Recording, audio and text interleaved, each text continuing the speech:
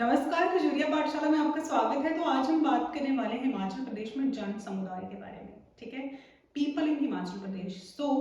एक बार फिर से आपका बहुत बहुत स्वागत है आपकी अपनी पाठशाला में। तो सेशन को स्टार्ट करने से पहले बात करेंगे आज के मोटिवेशन की। तो कहता है don't stop when you are tired, stop when you are done.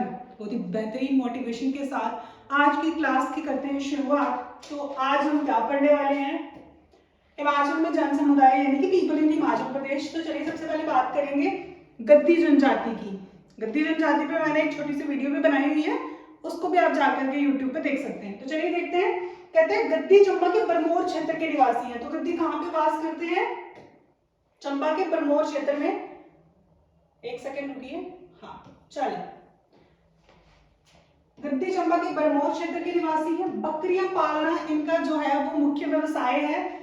इनमें जो स्त्री पुरुष बालक सभी जो है ना, ये अपनी कमर के इर्द गिर्द काले रंग का ऊनी धागा पहनते हैं, जिसे गात्री या फिर डोरा जो है वो कहा जाता है। यहाँ पे लिखा हुआ इसे डोरा या फिर गात्री के नाम से भी जाना जाता है। ये लोग पश्चिमी पहाड़ी बोली का इस्तेमाल करते हैं।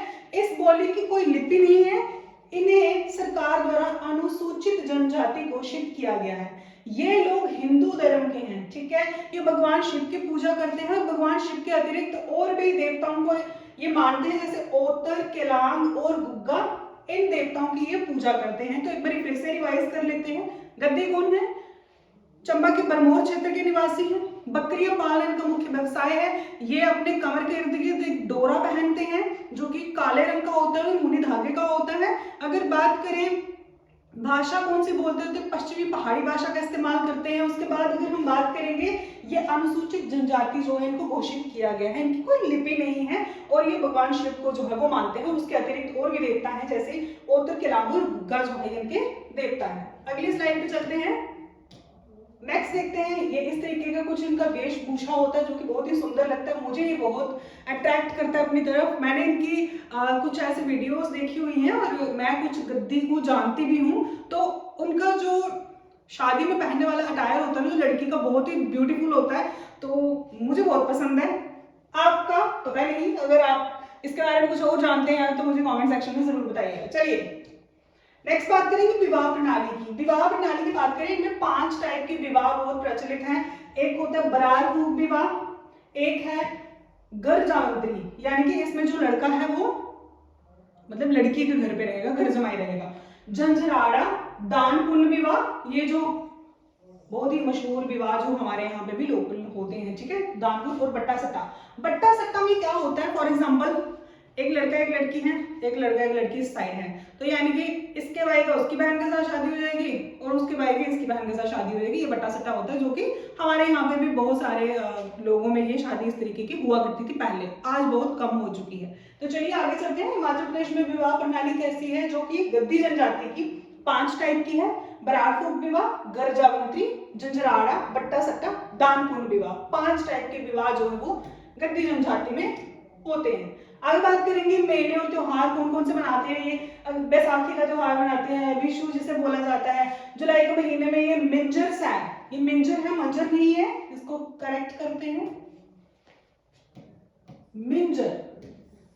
पतरोड़ू संगान, मतलब पतरोड़ू संगान बोला जाता है इसे, जो कि भादों के महीने में मनाया जाता है। मणिमहेश यात्रा होती है शिवरात्रि फरवरी में, होली जो है मार्च के महीने में, दशहरा जन्माष्टमी का त्योहार ये लोग जो है वो मनाते हैं। अगर हम बात करें 1951 में तत्कालीन बरमोर उप तहसील की कुल जनसंख्या कितनी थी? 39,945। इनमें जो स्त्रियां हैं वो कितनी, सॉरी, इनमें पुरुष थे 16,338 और इसमें औरतें थी 14,547। सारी जनसंख्या में साक्षर व्यक्ति केवल 274 थे। इनमें स्त्रियां पूरी तहसील में केवल 3 ही साक्षर थी। पूरी तहसील में सिर्फ 3 स्त्रियां साक्षर थी। अब साक्षर व्यक्ति जो है वो बढ़ गए हैं। सरकार ने गद्दियार प्रदेश में उनके स्कूल खोले हैं, लड़कियां भी अब पढ़ने लगी हैं। तो अब जो गद्दियों की लड़कियां हैं वो भी पढ़ने लगी हैं। पहले बहुत कम जो है वो गद्दी लोग लड़कियों को पढ़ाया करते थे। तो अगली स्लाइड पे चलते हैं, इसको नोट कर लीजिए क्या कौन कौन से त्योहार ये मनाते हैं। बैसाखी जिसे ये विशु बोलते हैं, जुलाई महीने में मिंजर सैर, पतरोडु सरगान जो कि भादो महीने में मनाया जाता है, फिर मणिमहेश यात्रा, शिवरात्रि मनाते हैं, जन्माष्टमी मनाते हैं, दशहरा मनाते हैं, जैसे हम लोग मनाते हैं। क्लियर? ये नोट कर लीजिए कि 1951 में कितनी जनसंख्या थी इनकी और कितनी फीमेल कितने मेल्स थे और कितने लोग पढ़े लिखे थे। क्लियर है? अगली स्लाइड पे चलते हैं। नेक्स्ट है, ये खंपा है, खप्पा नहीं है। ठीक है, खंपा जनजाति, ये भी हिमाचल प्रदेश में पाए जाने वाली एक जनजाति है। खंपा जो तिब्बती भारतीय सीमा में आने के बाद से अभी तक गुमंतु जीवन बिता रहे हैं, उन्हीं को खंपा कहा जाता है। यानी कि जो वहां से आकर के यहाँ पे एक किस्म से आज यहाँ पे कल कहीं और रह लिया, उस तरीके के जो लोग हैं जो तिब्बत से आए हुए हैं, उन लोगों को ही खंपा कहा जाता है। ठीक है, ये लोग तंबुओं में ही प्रधानतः रहते हैं, यानी कि टेंट वगैरह लगा के ही रहते हैं, घोड़े पर सामान लादकर भारत और तिब्बत में व्यापार करते हैं। ऐसे खंपा टिहरी गढ़वाल में अधिक मिलते हैं। इन्हें भैरव झाड़ कहा जाता है। ठीक है, इन्हें भैरव झाड़ के नाम से भी जाना जाता है। सर्दियों में हरिद्वार, दिल्ली और अमृतसर तक पहुंच जाते हैं, जबकि गर्मियों में तिब्बत तक पहुंचते रहे हैं। खंपा जनजाति जो तिब्बत से हमारे भारत में आए हुए हैं और ये तंबुओं में ही अपना वास करते हैं, ऐसे लोगों को खंपा कहा जाता है और इस जनजाति को खंपा जनजाति के नाम से जाना जाता है। खंपा या फिर खांपा भी हम इसे कहते हैं। क्लियर है? नोट कर लीजिए। नेक्स्ट, अब बात कर रहे हैं कि खंपा जो है ना, इनको 4 हिस्सों में बांटा गया है। खंपा 4 भागों में विभक्त है। सबसे पहले है पिति खंपा, जो स्पीति के रहने वाले हैं। पिति खंपा कौन है? जो स्पीति के रहने वाले और खानाबदोश हैं, यानी कि आज यहाँ पे रह लिया, जब थोड़ा सा मौसम चेंज हुआ उसके अकॉर्डिंग उन्होंने जगह चेंज कर ली और अपने टेंट्स वगैरह जो उन्होंने उस जगह पे लगा लिए। फिर आ जाते गर्जा खंपा, ये खंपा है जो लाहौल के मूल निवासी हैं, परंतु हैं ये भी कौन? ये भी खानाबदोशी हैं। फिर है नेठोर खंपा, जो तिब्बती खंपा तीर्थ यात्रा के लिए भारत आते हैं और जब खानाबदोश के समान घूमते हैं, उन्हें निखोर खंपा कहा जाता है। कहते हैं जो तिब्बती लोग तीर्थ यात्रा करने के लिए सिर्फ भारत आते हैं, ऐसे खंपा को निखोर खंपा कहा जाता है। क्लियर है? ये जो स्पीति में रहते हैं वो पिति खंपा है, जो गर्जा है वो लाहौल में रहते हैं, ये जो नेखोर हैं ये तीर्थ यात्रा के लिए जो भारत में आते हैं उन्हें नेखोर खंपा कहा जाता है और ये कैटेगरी है आपकी खुनु खंपा। क्लियर है? 4 टाइप के खंपा हैं, इनको नोट कर लीजिए। पिति खंपा, गर्जा खंपा, नेखोर खंपा, खुनु खंपा। अगली स्लाइड पे चलते हैं। नेक्स्ट बात करेंगे, खंपा को अनुसूचित जनजाति जो है वो घोषित किया गया है, इनको अनुसूचित जनजाति की श्रेणी में रखा गया है। खंपा, चलिए, आपस में लोगों द्वारा बोली जाने वाली बोली को खंपा के नाम से जाना जाता है। दूसरों के साथ वह हिंदी में बात करते हैं, कहते हैं आपस में जो ये बात भाषा का इस्तेमाल करते हैं उसे खंपा ही कहते हैं। दूसरों के साथ ये हिंदी भाषा में बात करते हैं और अंग्रेजी में भी लिख पढ़ लेते हैं और बोल भी लेते हैं। उनकी पारंपरिक लिपि तिब्बती है, तो उनकी पारंपरिक लिपि क्या है? तिब्बती है, लेकिन आजकल बाहरी लोगों के साथ संवाद करते हुए देवनागरी का इस्तेमाल करते हैं। पारंपरिक लिपि क्या है? तिब्बती है, लेकिन आजकल ये देवनागरी लिपि का इस्तेमाल करते हैं। इसको नोट कर लीजिए। आगे बात करें कि खान पान की, तो खंपा लोग मुख्यतः क्या भोजन करते हैं, देखते हैं। सब्जियों के साथ उड़द, चना और मलका की दाल, चपाती और चावल। खंपा जो है वो मांसाहारी है। ठीक है, बकरी, भेड़, मुर्गा, मछली का मांस और अंडे का सेवन भी करते हैं। सुअर और बीफ का मांस अभी तक ये नहीं खाते हैं, अभी तक मतलब इन्होंने अभी तक ये वर्जित रखा हुआ है, आगे का पता नहीं। ठीक है, तो क्या कहते हैं, खंपा क्या कहते हैं? जैसे हम लोग भाई खाना खाते हैं, दाल चावल चपाती वही, और मांसाहारी है ये, बकरी का, भेड़ का, मुर्गे का, मछली का, ये सब मांस जो है ये लोग खाते हैं। ठीक है, इसको नोट कर लीजिए। खंपा अनुसूचित जनजाति के श्रेणी में आते हैं। ये आपस में खंपा बोली बोलते हैं, लेकिन दूसरे लोगों के साथ ये हिंदी में बात करते हैं। इनकी पारंपरिक लिपि जो है वो तिब्बती है, लेकिन आजकल ये देवनागरी लिपि का इस्तेमाल कर रहे हैं। चलिए अगली स्लाइड पे चलते हैं। नेक्स्ट भी है विवाह प्रणाली। इनमें विवाह किस तरीके का होता है देखते हैं। कहते हैं दूल्हा दुल्हन के घर बारात लेकर जाता है, दुल्हन के घर पहुंचने से पहले उसे रास्ते में रोक दिया जाता है। लड़की की सहेलियां पत्थरों से सड़क को अवरुद्ध कर देती हैं। लड़कियां टिमदेलू गाती हैं। टिमदेलू कोई गाना वगैरह जो है इनका है, वो गाना गाती हैं जिसमें लड़के वालों से कुछ सवाल किए जाते हैं और अगर लड़का सही जवाब देता है तो वो रास्ता जो है जो रोका हुआ उसको खोल देते हैं और वो लड़का वहां से जा सकता है। ये इनकी यहाँ का ट्रेडिशन है। ठीक है, जो सही जवाब देते हैं उन्हें रास्ता देकर घर में प्रवेश करने से पहले एक बार फिर से उनको रोका जाता है, फिर से प्रश्न उत्तर जो है वो होते हैं। और इनमें ये जो दूल्हे का पिता होता है ना, खंपाओं में दूल्हे का पिता क्या करता है, जो भी उनके घर में रिश्तेदार आए हुए हैं उनको थोड़कर जो है वो बांधते हैं। थोड़कर क्या है, एक व्हाइट कलर की पगड़ी होती है जो कि उनके सिर में बांधी जाती है और वधु के अगल बगल बैठने के लिए कहा जाता है और एक दूसरे को दहसील खिलाया जाता है।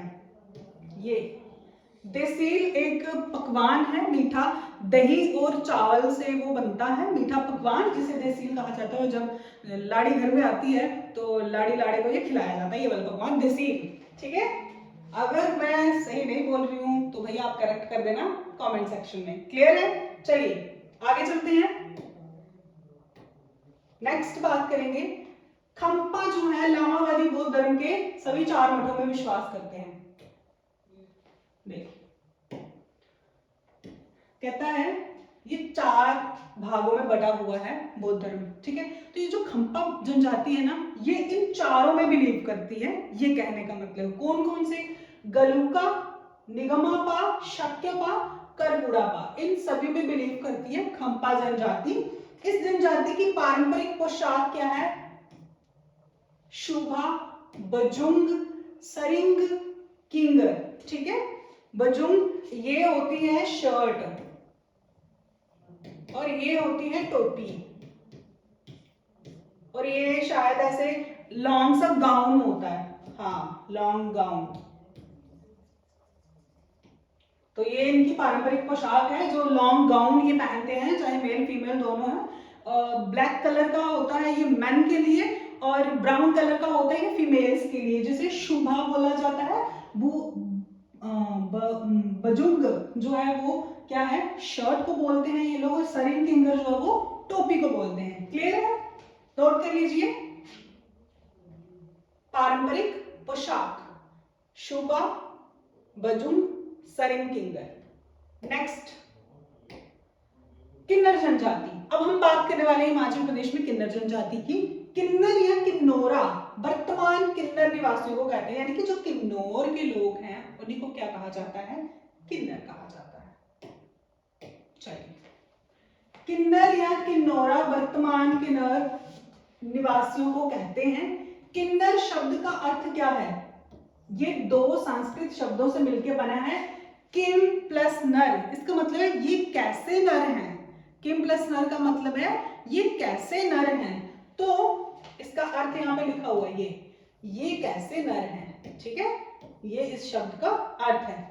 किन्नौरा एक अनुसूचित जनजाति है। इसी क्षेत्र में रहने वाली चमांग, ये ग है, दोमांग, बड़े तथा नागलू समुदायों को अनुसूचित जनजाति के रूप में घोषित किया गया है। कहता है इसी क्षेत्र में रहने वाली कुछ जातियां हैं, जैसे चमांग हो गया, ये शायद लोहार होते हैं। ठीक है, चमांग, दोमांग, बड़े तथा नागलू समुदाय, इनको भी अनुसूचित जनजाति के रूप में जो है वो शामिल किया गया है किन्नौर की तरह, किन्नर की तरह। ठीक है, किन्नर जनजाति की तरह। तो नोट कर लीजिए इसको, किम और नर का क्या अर्थ है, ये कैसे नर है।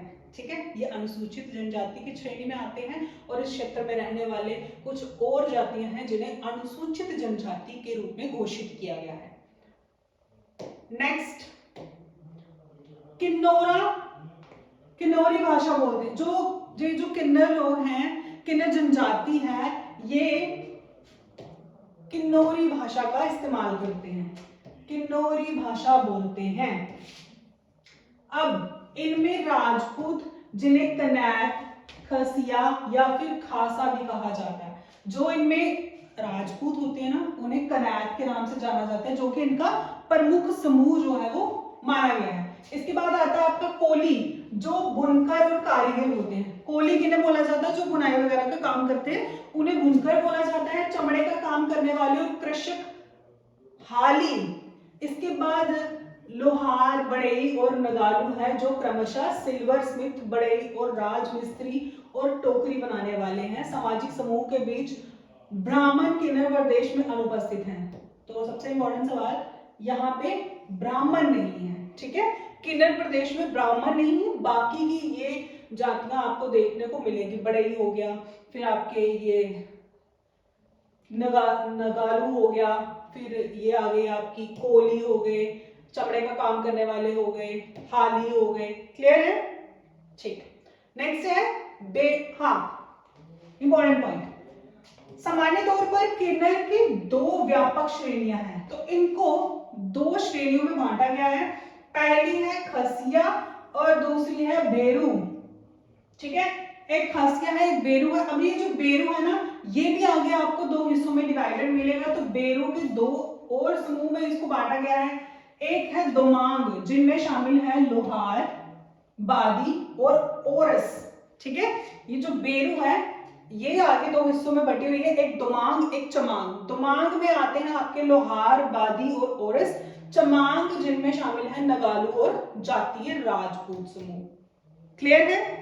ये नोट कर लीजिएगा, खासिया और बेरू दो टाइप के जो हैं ये किन्नर जनजाति के लोग हैं। ये जो बेरू हैं इनकी भी आगे टू टाइप्स हैं, एक दोमांग है एक चमांग है। दोमांग में आते हैं लोहार, बादी और ओरस, और चमांग में आते हैं नगालू और राजपूत।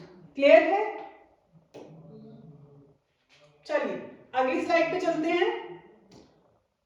बस हाँ, तो आज के लिए इतना ही, आज के लिए इतना ही। फिर हम आएंगे और नई जनजातियां लेकर के। तो तब तक के लिए नमस्कार। अगर आपको क्लास अच्छी लगी तो कमेंट सेक्शन में जरूर बताएं। चैनल को सब्सक्राइब करें, लाइक करें और शेयर करें। Thank you so much, all the very best. मिलते हैं अगली क्लास में। जय श्री राम।